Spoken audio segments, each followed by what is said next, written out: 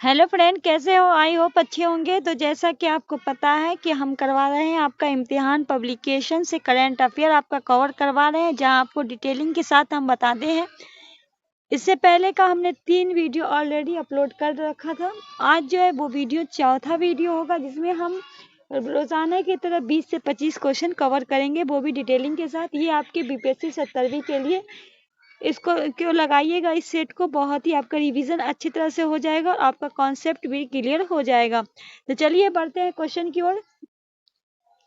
Question है, doctor Yamini के बारे में निम्नलिखित में विचार करना है। जो कृष्णमूर्ति हैं पर विचार करें। पहला है, वह एक प्रमुख भारतीय शास्त्रीय नृत्यांगना भी थी, जिन्हें भारतनाट्यम और कुचिपुड़ी के में उनको योगदान के लिए जाना जाता था। दूसरे में कहा गया, उन्हें पद्मश्री, पद्म विभूषण सहित कई प्रतिष्ठित पुरस्कार मिले।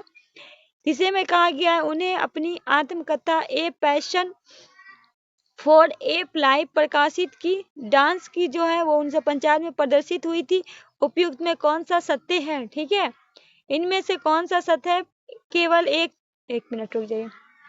केवल एक और दो, केवल एक, और बी में कह रहा है केवल 2 3, सी में कह रहा है 1 2 3, या चौथे में कह रहा है 1 और 3। क्या होगा राइट आंसर? क्या होगा राइट आंसर? आपको बताना है। राइट आंसर क्या हो जाएगा? तो 1 2 3, ये सी आपका राइट आंसर हो जाएगा। क्या हो जाएगा राइट आंसर? हो गया राइट आंसर आपका। तीनों सही है, तीनों उनके बारे में सही है। क्वेश्चन नंबर 23 है, एशिया कप क्रिकेट टूर्नामेंट के संबंध में निम्नलिखित कथनों पर विचार करें। भारत T20 प्रारूप में पुरुष एशिया कप की मेजबानी करेगा 2025 में। दूसरे में कहा जा रहा है कि बांग्लादेश पुरुष एक दिवसीय एशिया कप की मेजबानी करेगा, प्रारूप 2027 में लागू होगा।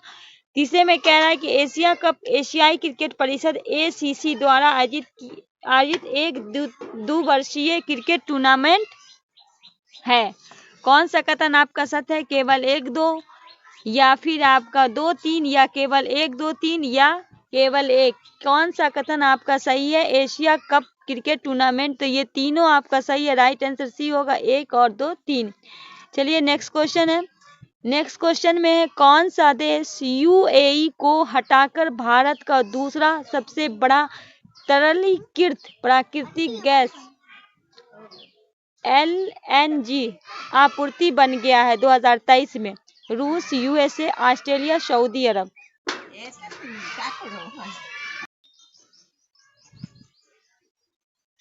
तो कौन सा देश UAE को हटाकर भारत का दूसरा सबसे बड़ा तरलीय प्राकृतिक गैस LNG आपूर्ति बन गया ये 2023 का?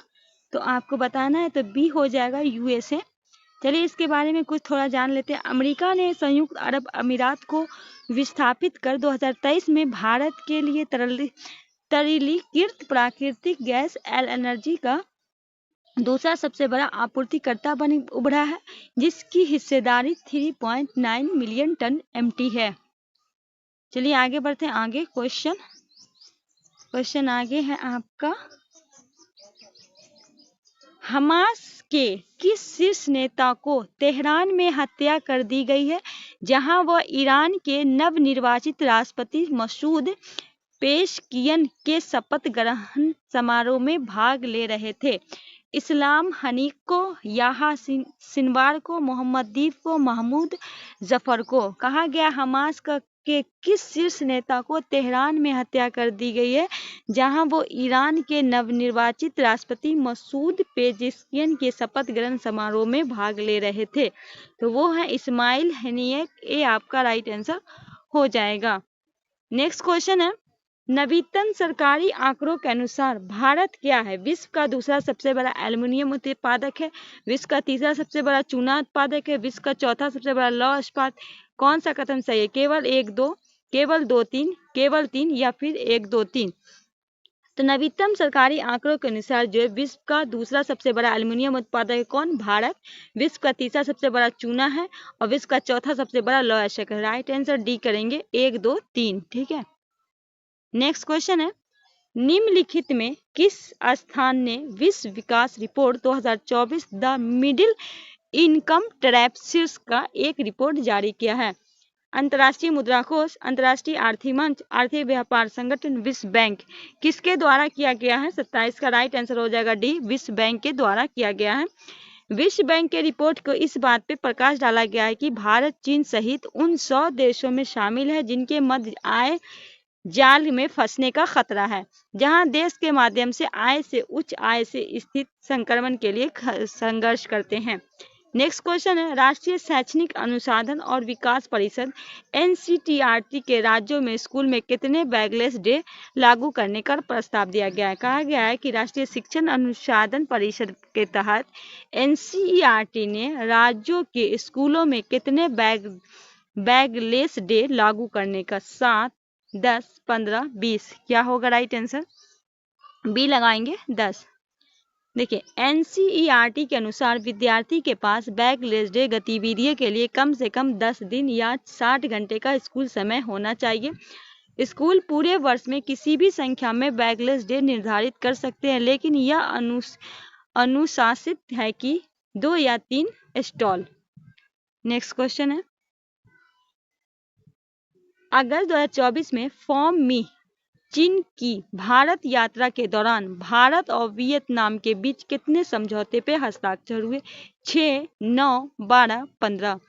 बताना है ये आपको कि 24 में फॉर्म मी चीन की भारत यात्रा के दौरान भारत और वियतनाम के बीच जो है कितने समझौते पर? तो राइट आंसर बी करेंगे, 9 समझौते पे। नेक्स्ट क्वेश्चन है, किस तारा समूह में खगोलविदों की एक टीम ने खोज की? भारतीय खगोल भौतिकी संस्थान IIA के किस पीस तारे की खोज की गई? तारा समूह 037, तारा समूह L57, तारा समूह 47, तारा समूह M67। तो होगा तारा समूह M67, डी आपका राइट आंसर हो जाएगा। भारतीय खगोल भौतिक संस्थान ISI के तारा समूह M67 में एक 50 तारे की खोज की है जो कर्क राशि के स्थित है। इस तारे का नाम WOCS 9005 है। एक नीला स्टार तारा जो BSS जो अपने साथी तारे के पदार्थ चूसकर स्वयं के लिए पुनर्जीवित करता है। नेक्स्ट है, वरिष्ठ गांधीवादी सामाजिक कार्यकर्ता और बच्चों के गांव बालग्राम के संस्थापक का हाल में निधन हो गया। उनका नाम क्या था? इला गांधी, शोभा रनाडे, यामिनी कांता, निर्मला देशमुख। क्या नाम था? उनका नाम था शोभा रनाडे, बी आपका राइट आंसर हो जाएगा। नेक्स्ट है, सरकार द्वारा संसद में दिए गए हालिया आंकड़ों के अनुसार भारत के वर्तमान डॉक्टर रोगी अनुपात क्या है?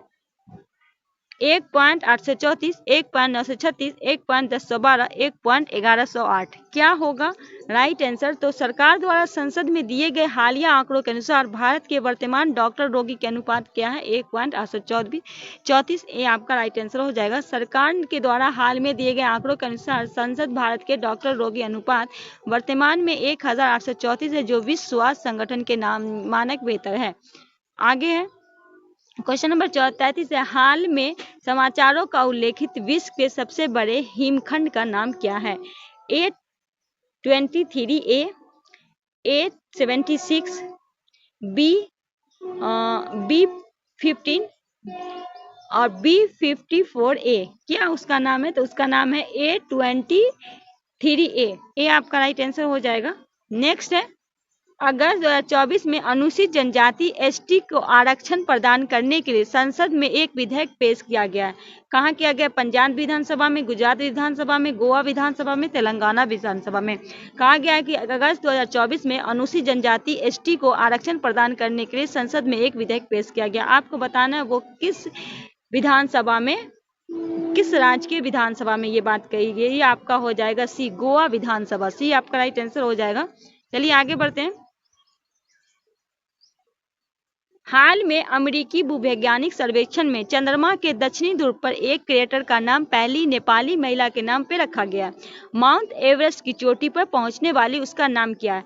लपखा गेलु शेरपा, पासंग लोमू शेरपा, पेम्बा डोमा टकटोपा पूर्णिया सेट। कहा गया है कि हाल में जो अमेरिकी वैज्ञानिक ने सर्वेक्षण में चंद्रमा के दक्षिण ध्रुव पर एक क्रेटर का नाम पहली नेपाली महिला के नाम पर रखा था। वो जो है वो माउंट एवरेस्ट पे की चोटी पर पहुंचने वाली उसका नाम है, उसी के नाम पे रखा गया। तो वो है पासांग लहमानु शेरपा। ये जो है नेपाली महिला है। बी आपका राइट आंसर हो जाएगा। नेक्स्ट क्वेश्चन है, किस सरकार ने गुरु घासीदास राष्ट्रीय उद्यान और तमोर पिंगला वन्यजीव अभयारण्य के क्षेत्र को कवर करते हुए नया बाघ रिजर्व घोषित करने का निर्णय लिया है? महाराष्ट्र, मध्य प्रदेश, ओडिशा या फिर छत्तीसगढ़? क्वेश्चन को एक बार और समझने की कोशिश कीजिएगा। किस राज्य सरकार ने गुरु घासीदास राष्ट्रीय उद्यान, तो ये आपका राइट आंसर हो जाएगा डी, छत्तीसगढ़। नेक्स्ट क्वेश्चन है, नवीन एवं नवीकरणीय ऊर्जा मंत्रालय द्वारा उपलब्ध कराई गई नवीनतम जानकारी के अनुसार स्थापित नवीकरणीय ऊर्जा क्षमता में भारत के विश्व स्तर क्या है? पहला है, तीसरा, चौथा, पांचवा, छठा, कौन सा स्तर है?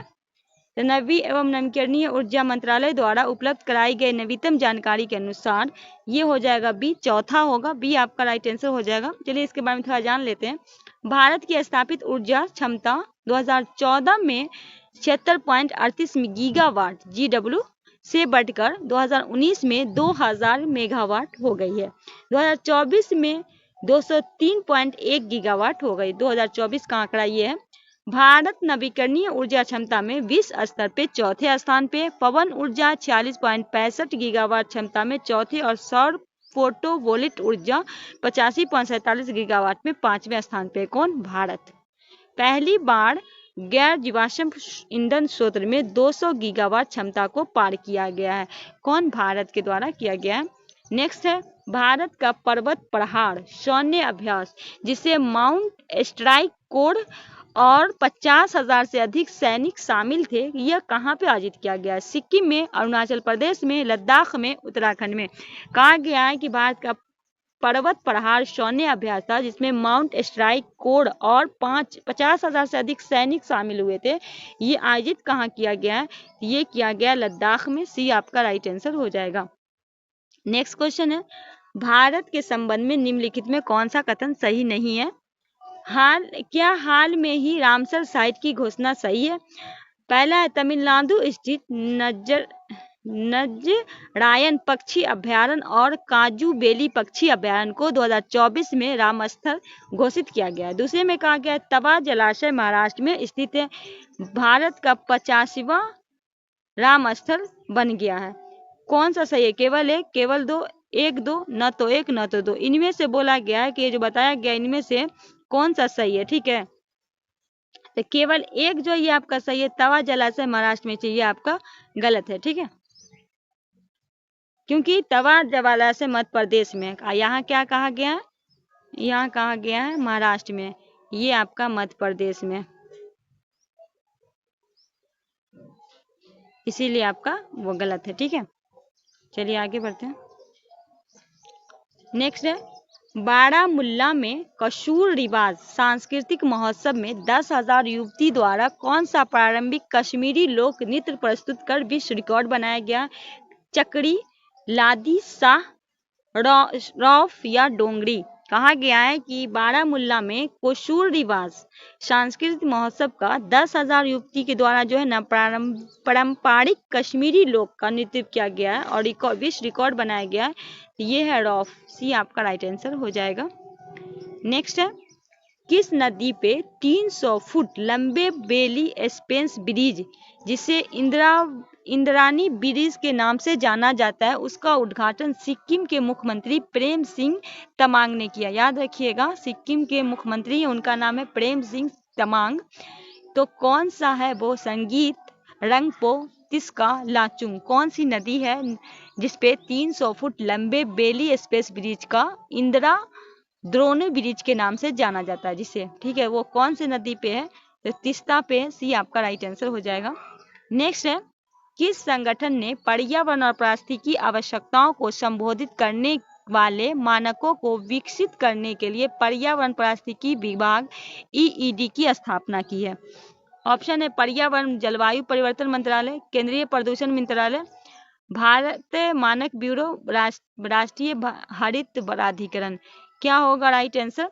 किस संगठन ने पर्यावरण और पारिस्थितिकी आवश्यकताओं को संबोधित करने वाले मानकों को विकसित करने के लिए पर्यावरण और पारिस्थितिकी विभाग EED की स्थापना की है? तो ये किया गया है आपका भारतीय मानक ब्यूरो। सी आपका राइट आंसर हो जाएगा। नेक्स्ट है, किस राज्य सरकार ने पात्र महिलाओं को मासिक वजीफा प्रदान करने वाले मुख्यमंत्री माझी लड़की बहन योजना शुरू किया है?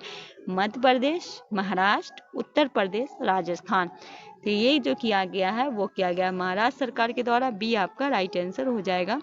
नेक्स्ट क्वेश्चन है, किस राज्य सरकार ने मानव हाथी संघर्ष को कम करने के लिए सभी प्रमुख संघर्ष क्षेत्रों में 8 विशेष हाथी टास्क फोर्स स्थापित करने की घोषणा की है? असम, केरल, कर्नाटक, आंध्र प्रदेश। क्या होगा राइट आंसर? सी कर्नाटक। भारत में हाथियों में सबसे अधिक आबादी कर्नाटक में है, जहां 6,395 हाथी है। ठीक है। 45 है, NTPC लिमिटेड। NTPC भारत का सबसे हरित हाइड्रोजन उत्पादन केंद्र विकसित कर रहा है। कहाँ कर रहा है? गुजरात में, मध्य प्रदेश में, कर्नाटक में, आंध्र प्रदेश में। कहाँ कर रहा है ये आपको बताना है। तो ये जो कर रहा है वो आंध्र प्रदेश में कर रहा है। डी आपका राइट आंसर हो जाएगा। नेक्स्ट क्वेश्चन है 46 है आपके सामने, किस राज्य सरकार ने राष्ट्रीय ग्रामीण गारंटी अधिनियम 1955 को मंजूरी दी है? वैनगंगा नलगंगा नदी जोड़ने परियोजना के तहत। ठीक है। किस राज्य के द्वारा ये किया गया? महाराष्ट्र, आंध्र प्रदेश, तेलंगाना, कर्नाटक। किसके द्वारा ये बात कही गई है? तो ये किया जा रहा है महाराष्ट्र सरकार राज्य के द्वारा। ये आपका राइट आंसर हो जाएगा।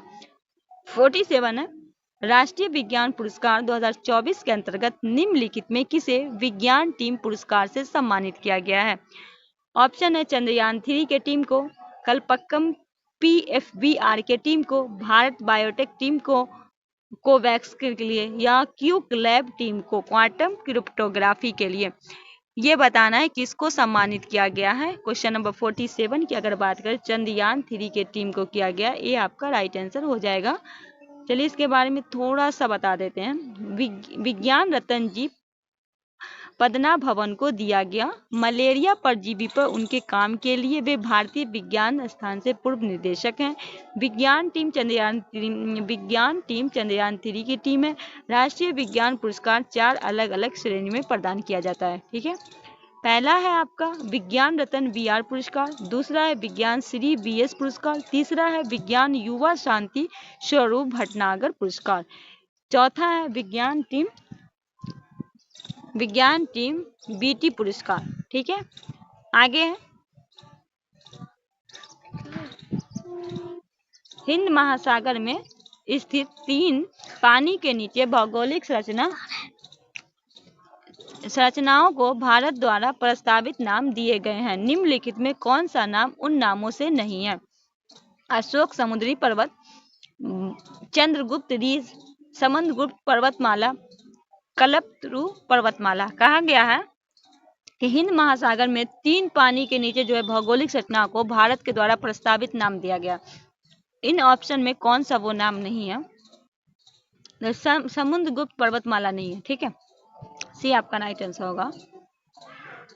3 पानी के नीचे भौगोलिक विशेषताओं के लिए सफलतापूर्वक नाम प्रस्तावित किए गए हैं। इनमें से 2 है, एक अशोक सी माउंट और चंद्रगुप्त रीस का नाम मौर्य वंश के शासक के नाम पर रखा गया है।